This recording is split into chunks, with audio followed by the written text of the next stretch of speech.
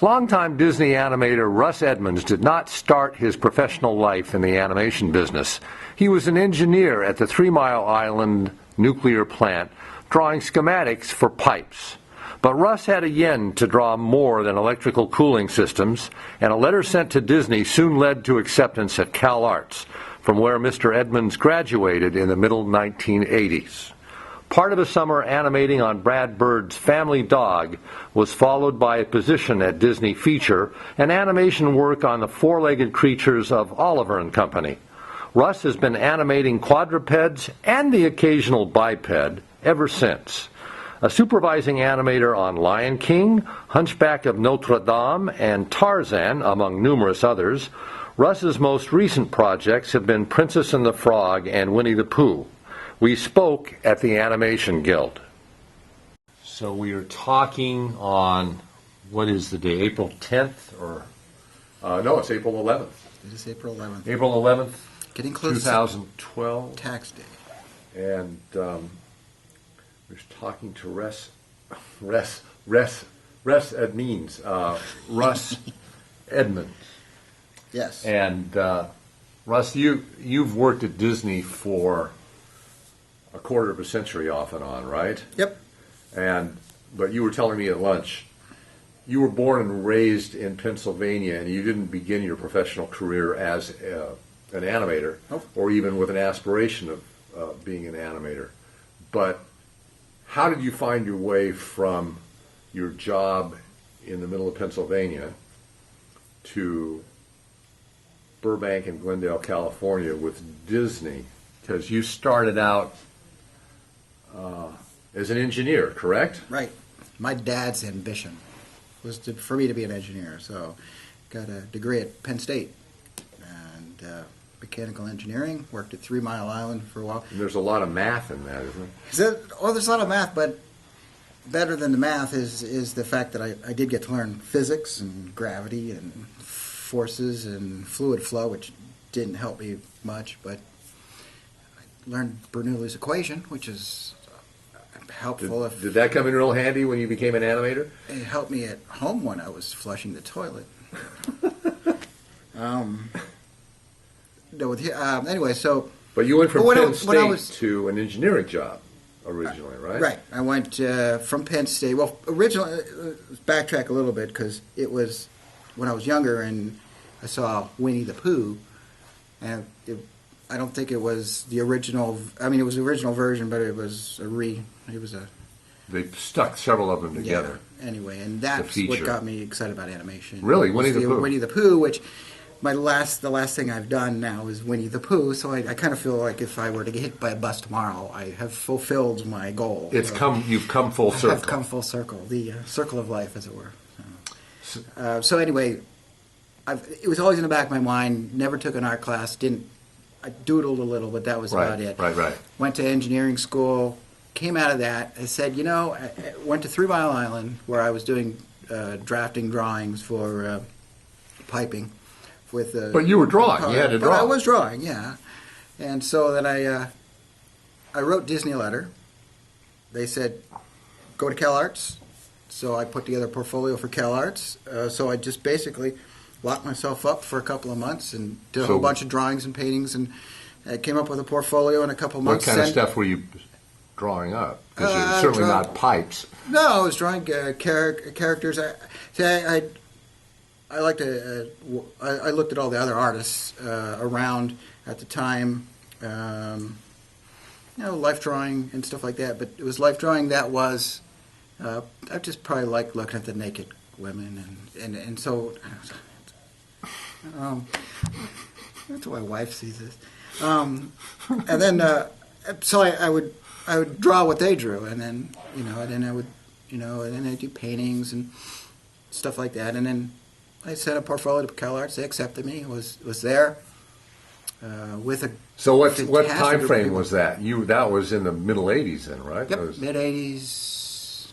I don't forget. It's 84, 85, 84, maybe 86. The class I was with, brilliant people. Who were some of your classmates? Anybody that we would know? Perhaps Andrew Stanton, Rich Moore, Jim Reardon, Bruce Johnson, Steve Markowski, A whole bunch Brenda of people went Chapman, on to be animators and story the group guys ahead of and me, directors. Right. Group ahead of me, Tony Fucilli, and I know I'll leave a bunch out. I mean, I was surrounded by great people, and it's big influence. And what was your student film? What was your animated piece? What did I do? Do you remember? Yeah, I did something with a dancing hippo. Oh, really? Yeah, and Fantasia hippo or some other hippo? my own hippo, but it was did a jazz tune, stuff like that. No, And that went over well at the producer's showcase? I guess so. They seemed to like it. I animated a lot, but it was taught by Hal Ambro, was there at the time. Yeah, one of the greats. Really, he was amazing. He was amazing, and he's the one that really taught me how to just animate straight ahead on fours. Just plow through it, and once I figured that out, boy, I could go like a bat out of hell. So what were the key pieces of information that he imparted to you when you were anything about probably don't just do what you feel is right, and don't overanalyze everything, and do what comes natural. Let it come out of your emotion. It's kind of like learn the basics, learn how to draw, go to life drawing, make sure you know all your basic stuff, and then just let it flow out. And he was really good at that. And just don't waste your time. Get to drawing. And he didn't want people to overthink it. Right. Because there are people in class that he would give an assignment and you'd come back and they were still thinking about their assignment. It was supposed to be done. Yeah, that would be irksome. Yeah, I can imagine that there would be people that would take offense at that, especially the teachers. And I got really lucky. I got I think it was my second year there. That summer, was hired on to work under Brad Bird and Chris Buck with Duncan Marjoribanks. We on Family Dog. Oh, okay. So before you went to Disney, I was working on Family Dog that summer. And that was the original thing on Steven Spielberg Presents. Steven Spielberg Amazing Stories. Family Dog. That's right. And that was really eye-opening, just the whole production process, and going. And I learned a hell of a lot from Chris Buck at that time. So it was He's back doing Frozen. Yeah. There you go. So the industry kind of you see everybody now and then. Everybody kind of circles and circles and circles. Yeah. Well, that's amazing. Yeah. What did Brad? What did you learn or glean from watching Brad Bird in the early part of his career? The fact that he was a perfectionist, that's for sure. He wanted it his way, and he wanted it, and he'll fight for his way, that's for sure. And what was great is working with the other animators there. They would just they would really teach you, and they would stop, and they would really teach you what they knew. It wasn't just a machine shop. Where were you guys located? Were you on the Universal lot, or were you somewhere else? No, we were down. Brad had rented out a place down. I don't remember exactly where it was, on 4th Street or something like that. Okay. Right down in L.A. Okay, so it was in L.A. It wasn't. Right. Wasn't in Burbank. No, it wasn't in famous Burbank. But I left early, and everybody was mad at me for that. But I left early on that picture to go to the internship at Disney. And then went there, and I think I learned more working for Brad on Family Dog. So how long did that last? 3 months, 4 months? Yeah, something like that. I don't remember. And then from there you jumped I went over. I went back to CalArts, did another film, and then the internship at Disney, was that another summer gig, or was it was that the same summer? It was only a month or two. Yeah, not even a month. It's a short period of time. I don't even remember what I did there. I don't.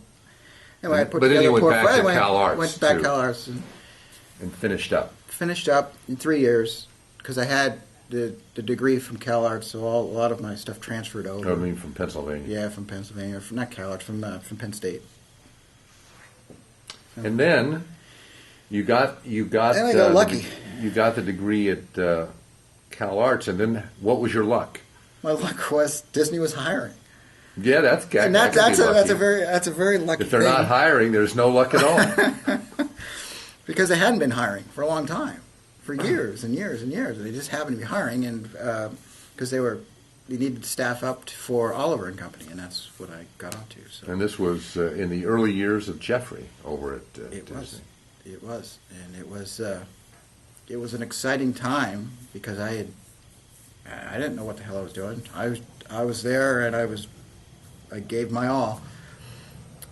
So what was the Flower Street all to the art studio like at that period of time? You guys were in several little warehouses. That's right. It was. Flower Street was a bunch of cubicles and a bunch of offices. I shared an office. I don't remember exactly who was with where.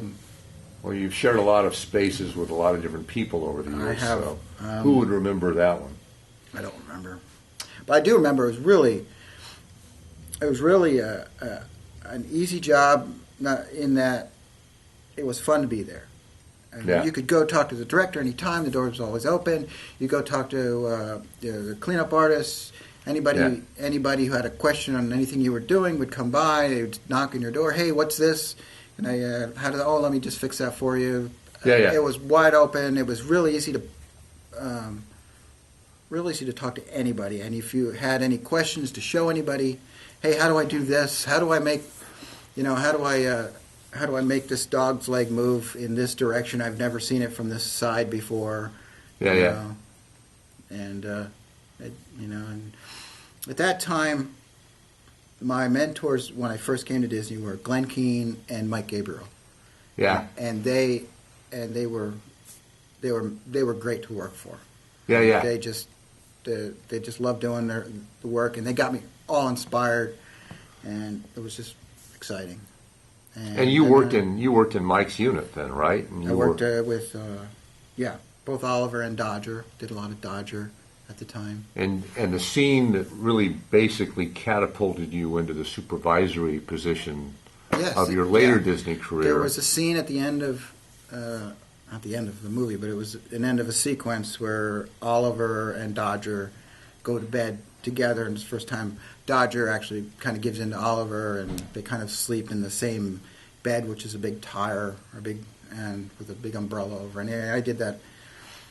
The main character's in that part of the sequence. They gave that to me, and it was great because it just kind of naturally came. It just naturally came out of me, and I made it all work with the help of Mike, and they kind of kept expanding the scene because it was so nice. We just kept milk that part, and it ended up actually catapulting me into Little Mermaid, which then Ron and John, hey, you did a good job with the dog here. You want to do a dog there? So you did the Big English Sheepdog. Yeah, I did Max and Little Mermaid, and that was nice because it was basically all me. I did most of it. So there was enough footage to keep you occupied through the whole. Yeah, he's not in it that much. He just jumps around a lot. But I ended up doing most of it. Yeah. You must have had, but you were the supervisor, so you must have had a little unit, didn't you? Have a few minions. Well, back then they didn't count the minor characters as supervisory roles. So. Oh, really? Yeah. So if you look on the credits, it just says animator, I think. So you're a character animator. Yeah. I think now they call them leads. But, the pecking order. Yeah. So I had that was a blast to do because they, Ron and John were working on the main characters, getting the story done. I was just left here, do a dog, have fun with it, and so I was left kind of to do whatever I wanted to do. You did. Well, the dog enters in, on the ship and in different places. Yeah, and he comes in and he's kind of aware. And you were left to your own devices to pretty much block him out. I blocked him out pretty. Yeah, that's it. Had a good time with it. And I just kept getting these minor roles throughout. And I guess that's my history, is having the minor roles. But I love it because it allows you to put your own soul into a character that really wasn't even written into the movie. So you were able to give him your own personal top spin. Yep, I could do, and plus then I got to do. What was great is I would really study all the quadrupeds. So I really studied that because I'm Beauty and the Beast. I did the horse, so I really studied that. And what's interesting is after I did Max, my wife said, you really need to do some research on this. I think we need to get a dog. So we ended up getting a sheepdog during that movie. And during Beauty and the Beast, my wife says, I think we need to really study horse. I think you need to learn how to ride a horse. So we went to classes. She was pushing you. Yes, how about that? And right now, at this moment, I've got 8 horses. And 100-acre spread. 100-acre spread up north. Is that where the horses are? No, they're back down in Acton now. So. Oh, okay, they're down here. They're down here, yeah. Because she taught me a lot of stuff, thinking it was she was bettering my career. And she maybe did, in a manner of speaking. But after you got done with Mermaid, you went on and became a lead supervisor on Rescuers Down Under. Rescuers Down Under. Did the little kid, Cody. Then it was Beauty and the Beast, and. Well, was it a shock and difficult to move from quadrupeds to a biped? Yeah. Oh yeah, I wasn't ready for it at the time. I don't think I was. I don't think I had enough drawing ability at the time to handle it. I really depended on a lot of the other guys in my unit to really pull it off. Yeah. Wow. And my cleanup staff, which was the cleanup were amazing. And I've always depended a lot on cleanup. Yeah, the way I draw is the way I animate is real. It's very rough, and I got a reputation of being too rough and not thinking things through, because I basically, the way I animate is been called later. I learned basically I sculpt. I just kind of throw up on the page and then figure it out as I go. And so it's just a big mess, and I've got coffee stains on the side, and my hands are full, and it's just a mess. And I'm just trying to figure out how things move and the flow of everything, and then I slowly work my way through it and get it tighter, figure out tighter, what tighter your lines are. I get tighter and tighter and try and get it on more and more and more on model, and like all artists, we never can get it on model, so we depend on that. Actually, that's. Frank Thomas once told me, Wooly was like that. He says you look at his first test and you couldn't tell what it was. Yeah. He says just this blob moving. Well, that's the thing is, I see the blob moving and it's life to me. It's full of life. And you can see what you're trying to get at in there. Right. But maybe somebody else would go, what? But the thing is, that's the thing is, people could see it. So whatever I was doing at the time, and I still do, if I just put down scratches and stuff, you can actually see what it is. So there's something about whatever I do that I don't know. It seems to work, and I have no idea what I'm doing. So connects with somebody. I know. But and for me, that's what it's all about. It's you have to bring something that doesn't live to life. You have to make it breathe. You have to make your audience believe that thing exists in nature. So then they will in real time and space. That's right. So that you'll be able to follow the story without being pulled out of it. And that's my whole goal. That's the way I animate. That's what I live for. Is to make things breathe. And whether I work in hand drawn or whether I work in CG, that's the whole idea. And I would say I'm probably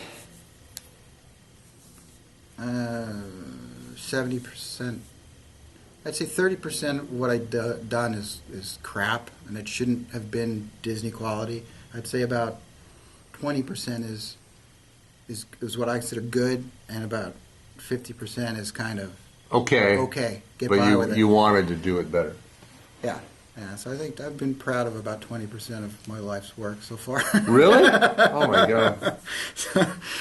But that's how Well, I think that's the artist in everybody that you always have to do better. You have to do better. When you look at the test or the cleaned up or the color and Yeah. and you're looking at your stuff, do you sit there and go, I should have done this rather than that? Oh yeah. Are you second guessing yourself a lot? Oh yeah, I swear a lot at myself, and I'll ask my wife. She thinks I'm so hard on myself, and I am. But that's Really? just the way I am, and just the way it is. So a lot of times, I'll be walking around the hallways at work and just focused, and because I've got this real problem, because I've got my mother's eyebrows. See, I need an eyebrow tuck. If this would come up a little, I wouldn't look near as angry all the time. So people have the wrong idea about you? Yeah, because I'm focused on. Oh, I gotta overlap that arm because that is what the key to this. What is wrong with my scene? How come it's not working? It's not believable. You're mentally reworking the animation. I walk around the halls and people are, just back away. It's like God, he looks like one angry man walking around. You're just rethinking the scene. And I'm always focused. I'm always trying at work. I'm always focused, and I basically live in a cave. I don't really come out for parties or much. I just work. Go home to the missus. Go home to the missus, ride my horses, get exercise, and then I go back to work and focus. And I think most people knew, just leave him alone, and he'll come out with some good work sometime. So what about Philippe on Beauty and the Beast? He was fun. Didn't know anything about a horse really when I started. Researched the heck out of it. But you were back to quadrupeds. Stuart Samita made the biggest impression on me.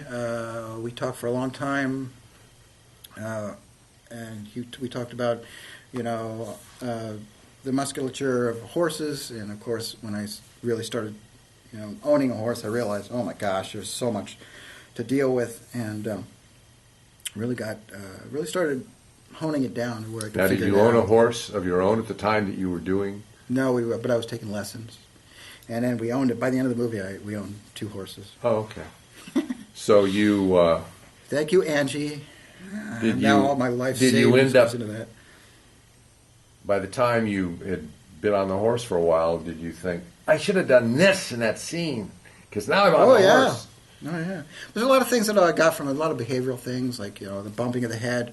A horse will nod you, push you with their head, and it's a sign of affection. And they'll lick their lips. When that means I understand. Really? If you're teaching them something, whether you're reining them or what, and they start licking their lips, it means, okay, I get it. I understand what you're trying to do. So we can move on? We can move on. It is. It's one of those weird things that you start picking up. I know how to. This huge, massive animal that could easily kill you, and you have total dominance over it. And I can just move him with my finger. I could just go like this, and the horse will move away from me. And it's one of those things you feel like you're Superman or something. You just have to. But I actually, after that, we got horses, and then I actually really got into it. And I told my wife, I am not wearing those English riding pants. I will not ride them. So she said, okay, we'll learn Western. so, and then we got into cutting, which is cutting cattle. Yeah. And so we went to a trainer at the time was in Simi Valley. So we'd make the trip to Simi Valley every Wednesday night and every Saturday night after Beauty and the Beast through the next 5-6 years. I told the trainer, hey, listen, I don't want to just learn. I want to learn how to be a horseman. He said, Be at one with the animal. And he said, that's going to take like 10 years to learn that. You don't just learn that. You've got to really, you've got to like be being with an it. You've got to be animator. it. And you have to, and so we did that. And I really feel like right now I could get on any horse and I understand it now. I really do, which is fantastic. It's a great feeling to know that you're good at something. Because I never felt I was good at animation, so. Oh, come on. Come on. So I might as well. Well, obviously somebody did, and that's why I'm still around. So, but I just think that's part of being trying to always better yourself. You're always trying. You beat yourself up to make yourself better, and I think and it's when you stop doing that you start plateauing and you don't get any better with your work. Yeah. As an artist, you cripple yourself that way. Yeah. You get always. So you're always reaching for the next rung of the ladder. Yep.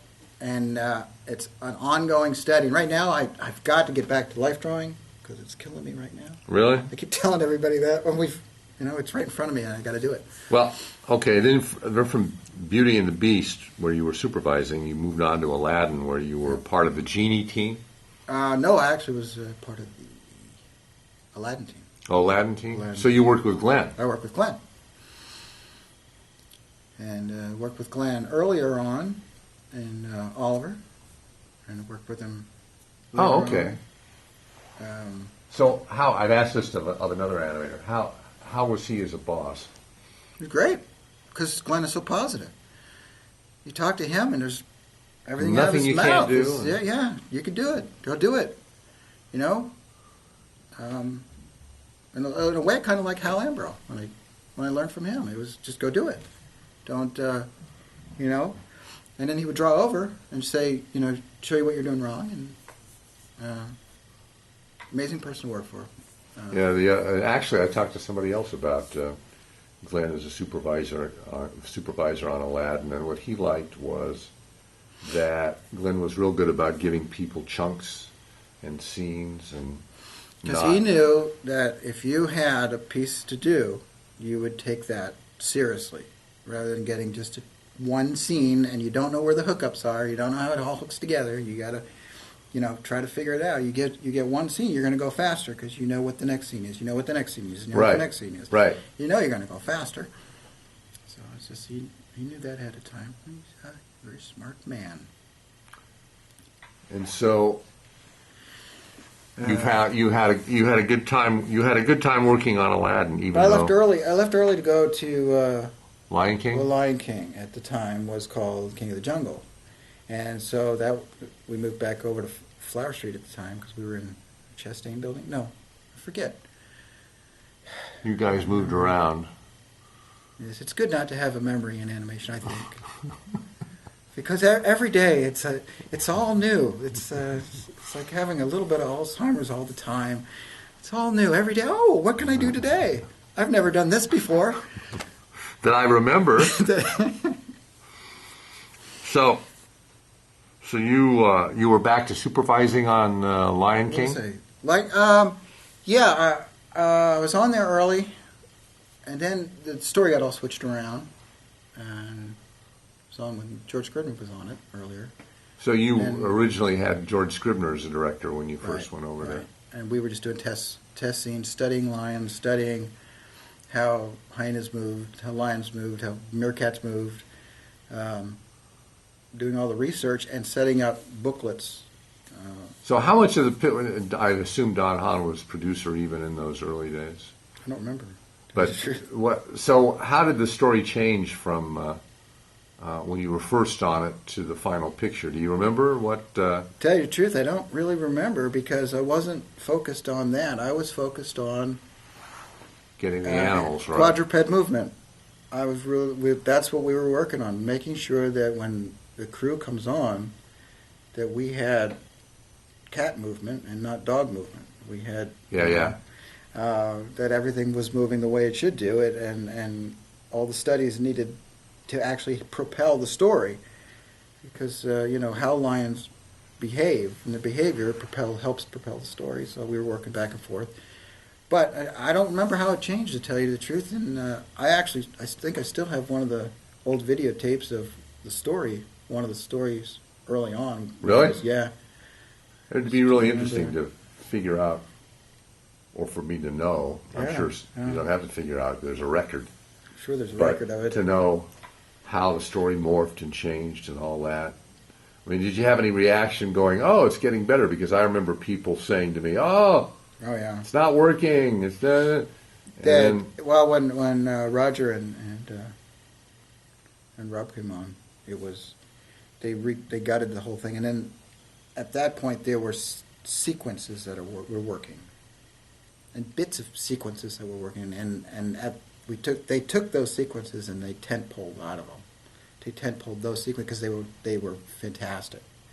Everybody loved them. They just didn't like everything around it, and then they built the story around that. And so they kept the tent poles? yeah, they kept the tent pole, worked around it. So how much do you think of the picture as it was originally conceived and had gone into production survived to the end? About 15 or 20%, and the rest was new? Yeah, I think so. But you'd have to ask them. Ask I'm the sure they writers, ask the reworked it directors. quite a bit. Because I was focused on Getting once the again, animals right. bringing it to life and Yeah. making the audience believe it.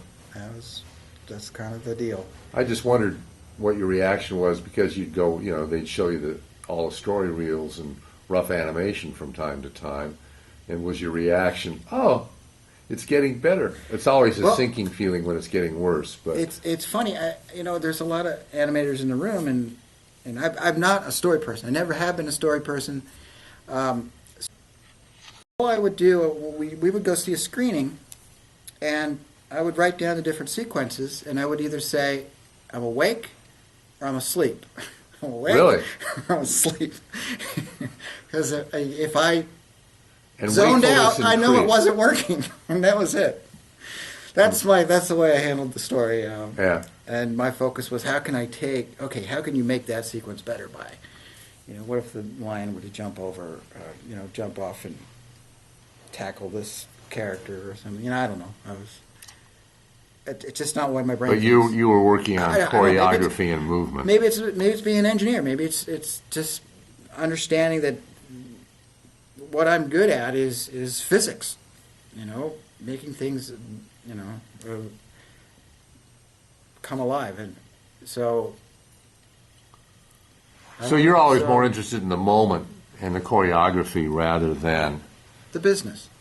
If I could come up with a new piece of business, something interesting, acting, performance, that's it. So how often when you came up with a new piece of business did the directors go, no, that doesn't fit, or, oh, yeah, we like that?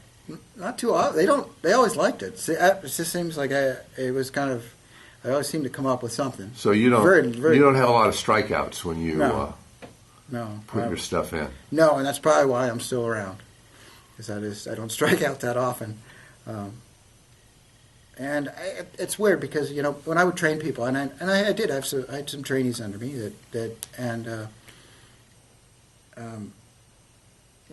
the way I train people is the way I work, and it's very interesting because they always seem to come off much stronger animators after they come through my process and through my brain. I know you've touched on it already, but describe your process again. Your process is when you get the storyboard. Oh, and you've it got. might be really boring to listen to, but it's basically I get the boards, the soundtrack. Think it through 75%. It's always Mark Ken's great advice to me. Think 75%. Don't do more than that. No, 75% thinking. Don't touch your pencil until you're ready to go, and then just tear into it. And then go, kind of like Hal Ambro taught me. Figure it out on thumbnails, but loosely, and then straight ahead on fours. Bang it out. Come back, see what you got, and refine it from there. And as far as I'm concerned, it's all about the acting. You've got to make sure you're telling the story point. You're hitting the cues in your dialogue. All the things that are written in all the books. All the it's all true. They're not lying. To fashion a pun online. What? So when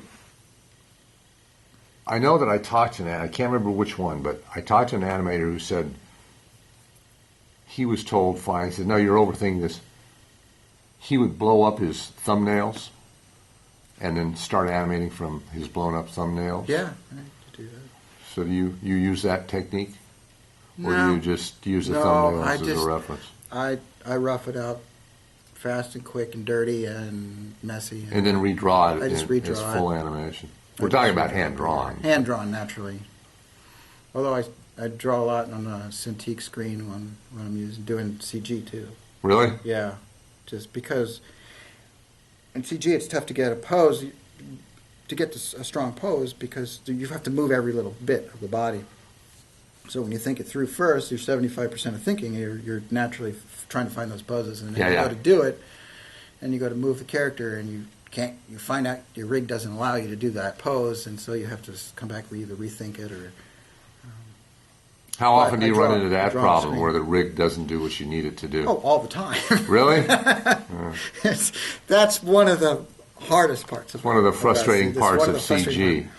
And it's you can't have the hand back in. Well, it's very frustrating because when you're hand drawing, it's natural to do a nice line of action and have a nice rhythm. And when you're working in CG, you actually have to force the characters into a nice line of rhythm, and everything has to be forced. Taking your puppet and creating the shapes, whereas you just draw a line for a nice piece of rhythm, and then put a shoe on this end, a hand on this end, and a head on that end, and you got it. The body isn't important. Yeah. Right? And in CG, the body is everything, because if you move one piece, it moves everything. So everything's interconnected. Everything's interconnected. But it's another tool. You get it right, and it comes alive. So. Huh. Interesting. So, moving on from that, going through the middle 90s, you hit a lot of pictures that are very well thought of today. Hunchback of Notre Dame. That was fun. That was one of my favorites to work on. And what made that that so pleasurable for you? I think it was just the group around me. Kirk Wise and Gary Trousdale were the directors, and they were just a pleasure to work with.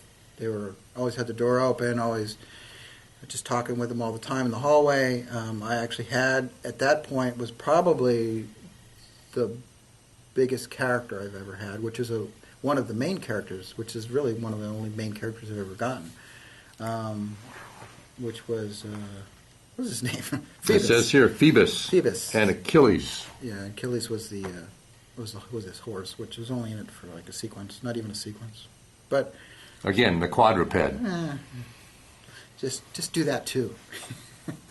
But Phoebus was really fun. He was just kind of a tough guy, but he was. Now he ended up being the love interest of Esmeralda. Oh yeah. He was the captain of the guards.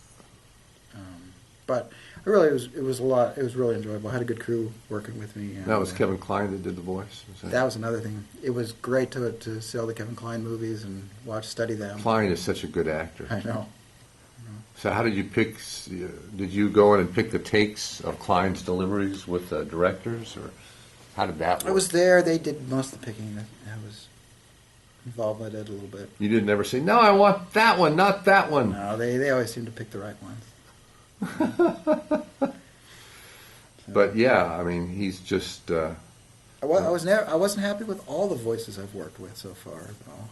Really? No. Kline was one you were happy with. I was happy with that. Good delivery on about everything. How was it watching him work? He probably brought a lot to it because he looks like a guy that would. His facial expressions, and he uses his entire body when he delivers a line. So did you? It's great. Did you videotape it and reference it? Was videotape. Reference it a little bit, but yeah. So, but what? Okay, since you opened the lid, yes. What voices have you been less than thrilled with, or do you want to just? I chose not to. I'll plead the fifth on that one. Okay, but there have been some. Yeah, it's because. But you're keeping your mouth shut for political reasons. Sometimes directors will choose a voice on whether they're not a popular voice, a popular actor. Yeah. Rather than the actual voice, and it happens. Are you one of these? You would be happier with relatively unknown character actors rather than movie stars in voice roles, or does it matter to you because there are some movie stars that are certainly capable of good vocal performance? You said it. Yeah, it depends. It's just all about the performance. What can they give you? Yeah. If they can give you a good one, that's what. But I don't go on star power. Yeah. But if that's what sells the movie, and I think that's Sometimes what they were going. you have to. That's what they were Yeah, going yeah. for at the time. Yeah, no. Sometimes that's what they go for because that's what they think. They want to get them on the talk shows, That's selling right. the product. So Tarzan, you were supervising Kala on that. Yeah. Yes. That was actually that was a good movie to work on. I really liked Tarzan. I thought that was a strong movie, and it was interesting because on that movie, I had to do when I was working on a section where Kala and had to finally say goodbye to Tarzan. My dad died, Yeah. and so all this emotion that I had at the time, I wanted to put it right into my work. So it actually worked out good that I. So real life translated directly into the movie you were working on. Kala has to say goodbye to Tarzan, and I was working with Glenn at the time, and we were thinking about how do you make this believable so it doesn't feel hokey, and so we're bringing in all these emotions, try to get it all to work. So were you here in the unit in Burbank, or were you? Did you go to Paris and were working with? No, Glenn I was working in Burbank, and he was. But in he was Paris. in Paris. But How was the working relationship when you're when one of the supervising directors is? It's several difficult. thousand miles away. It's a lot difficult. It's pretty difficult. I mean, but we talked on the phone most of the time. No Skype in those days. No Skype in those days. I think they had it like in the conference room or something special. So did you ever go down there and do face to face with the big TV screen, or was that? I did. I don't remember. Before that all became secondhand. That's my memory again. I don't remember. But so it was mainly you talk on the phone. What would some of those conversations entail? How the characters were interacting one to the other, or yeah, we had storylines. Let's talk about the story, about how they would react. We did thumbnails and shipped them back and forth. And then there were we had some people that were on the Tarzan unit in Burbank. Yeah. So we could do.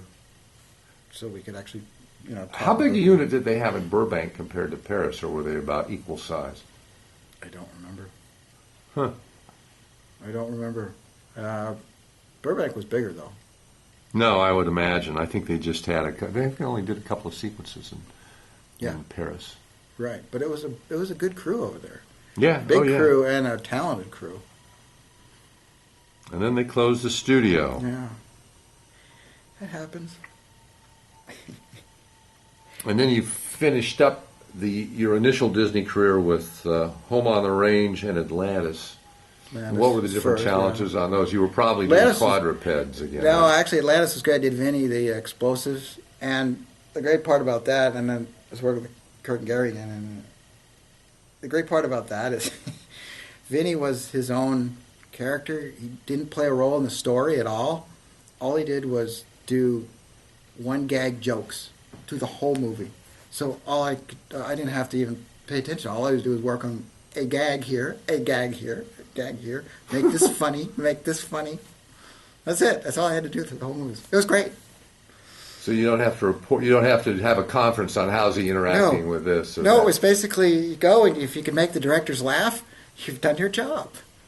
So did you invent some of the gags for him, or no, I didn't have to. No, the gags were pre-made.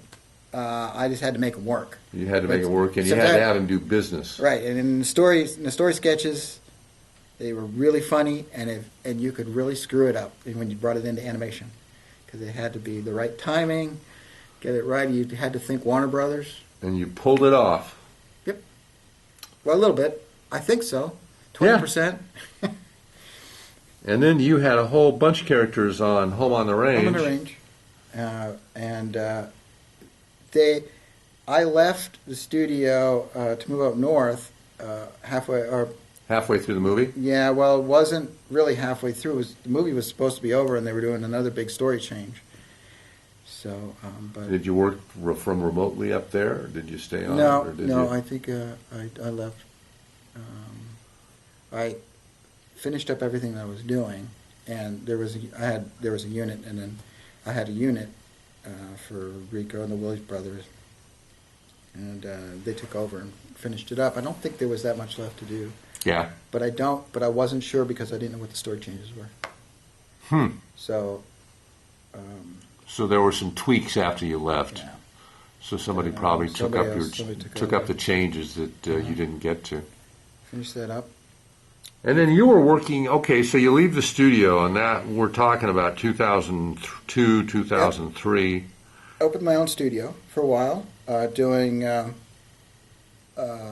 mostly commercials. I did regional commercials from the North State, California, and then I was working for other companies in New York. There's a bunch of different companies in New York. Now, are you doing the whole commercial, or are you just... up in North State, I did those commercials. So your company was doing it soup to nuts, the whole thing? Yeah, soup to nuts, including writing music, everything. Do you write the music, or was this... Yeah. Wow. You're a multi-talent. Uh, So how many commercials did you do all told? Not very many. And those were hand-drawn commercials? Those were hand-drawn, learned how to use Flash.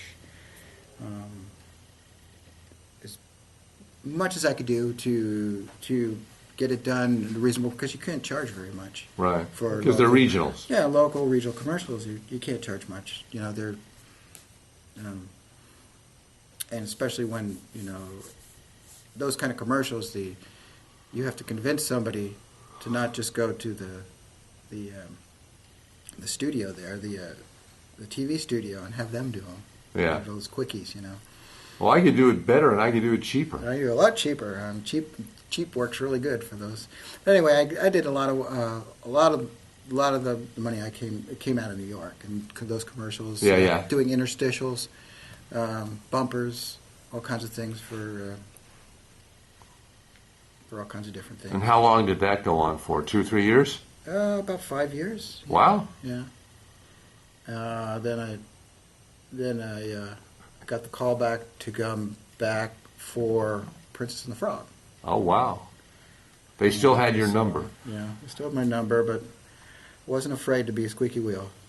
So I said, this isn't, we're not making, the industry is getting less and less and less. It was dropping out. Right. Because hand-drawn's dropping out. Right. CG's Well, a lot of the taking people over. that were doing it had sort of left the business. Right. I mean, that's... And so what I did is I said, the first thing I could do is come back. So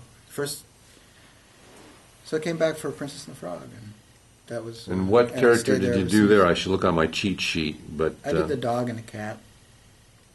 What else would I do for Ron and John?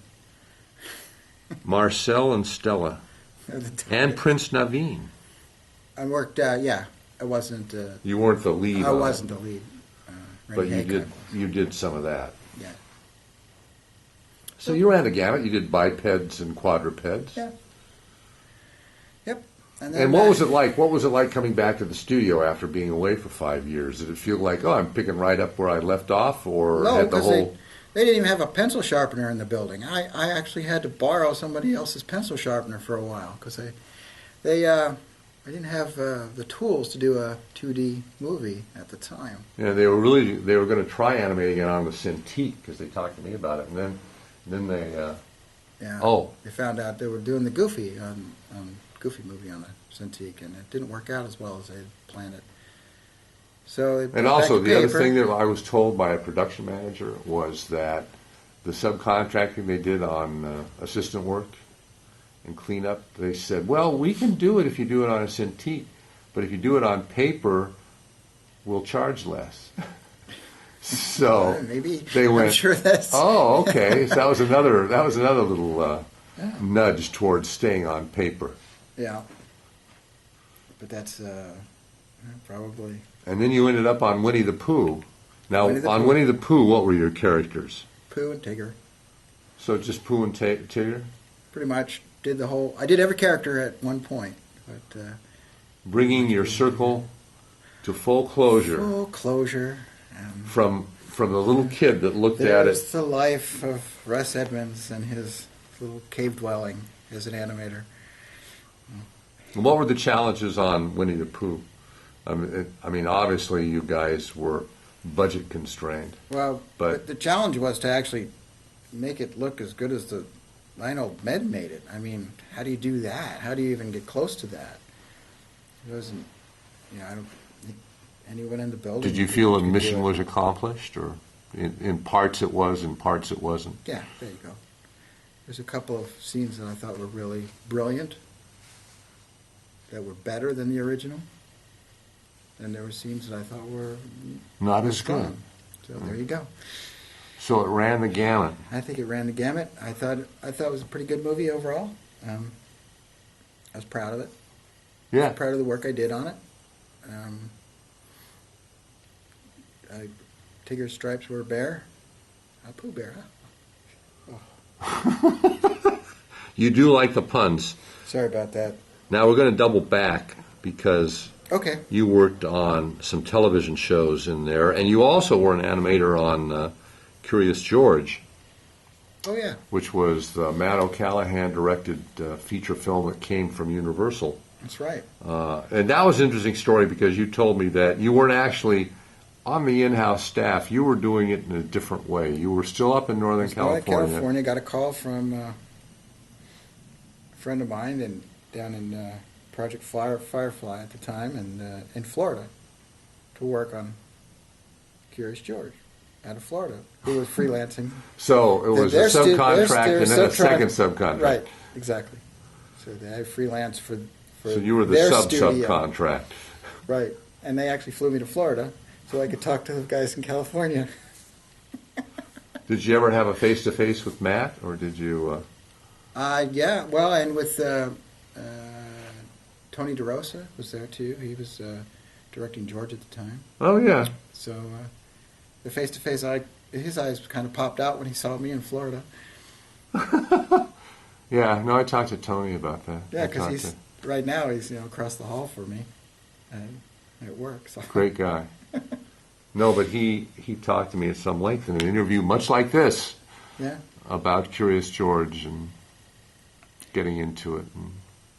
And I basically was down there as to help those guys make sure that they were. I actually was helping them showing, hey, I'm high-end animator, blah blah blah. Watch me work. I don't know if I helped them. And then there were two television shows there, Slacker Cats and the Mr. Men show. Slacker both. Cats, I sort of remember. Mr. Men. Both I was just working freelance for. Well, I didn't have really much of a part in it. Just did multiple scenes, and that's where I really learned how to do Flash. Oh, really? Yeah, because both of those shows were all Flash. And you were doing that in between your advertising and commercial work. Right. It was just another freelance project, but those were like learning the real high-end Flash, trying to get it all worked out, and it was that in itself was a study because it's not intuitive at all. Well, isn't that your experience with moving rigs around for Yeah, with CG? Maya. That's also not intuitive? It's a lot more intuitive than Flash. Is it really? Yeah. At least you can see what you're moving. Yeah. So, And all right, I think we've run the gamut. Have there been any projects that we've skipped that you're just aching to give me the inside scoop on? I mean, everybody's always got their own personal projects going on the side. I think it's part of being an artist. My wife is an oil painter, and she does these wonderful wildlife impressionist with a lot of bright colors, and it's just wonderful work. I do pastels on the side too with my horses, and I also have my own little projects, which I think Everybody's got to have their own stones to roll. And with the technology today, everybody can. That's the nice part about Yeah, it. yeah, absolutely. So my last, well, I have two questions left. And one is, what did you do on Bring Me the Head of Charlie Brown? It says aided and abetted. I'm not even sure. To tell you the truth, I don't. I think at the time, everybody that was there got a name on a credit. Really? Yeah. And so. What studio was that? I don't. It wasn't Melinda's studio, was it? It wasn't Bill's, because I think he's. Yeah. Okay. And you're. I have no idea how I got. You're able to answer promptly. You have no clue. I have no clue. And Alzheimer's. Give me your 5 before it sets in permanently. Yes. Give me your 5 favorite animated features, shorts, whatever, projects that you either worked on or inspired you as a young person. Oh, God. You must There's have been some. so many of them. There's Yeah. been so. I mean, everything from the Winnie the Pooh, obviously, Yeah. to Chuck Jones. What was that? The dog and the cat. That Not Tom and Jerry. No, it was- he did his share. no, it was the. Not the I Roadrunner. forgot. No, it was a short with this dog and this cat that kept scrunching on his back all the time. It was. Oh, yeah, Warner yeah, it was a Brothers. Warner short. It was a Warner short. And he would go into ecstasies of. That's it. And I don't remember the name of it. Anyway, it was a big influence on me.